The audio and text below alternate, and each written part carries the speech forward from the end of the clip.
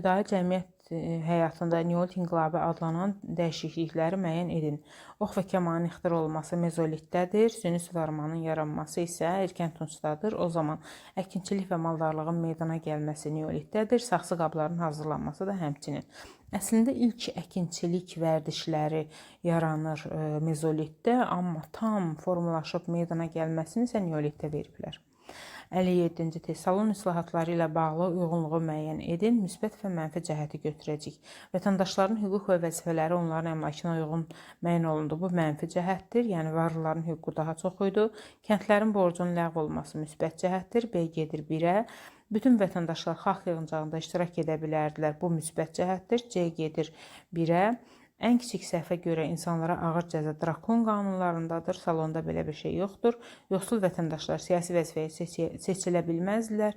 Y də gedəcək mənfi cəhətə. Bu qədər. Digərini izah edəcəm.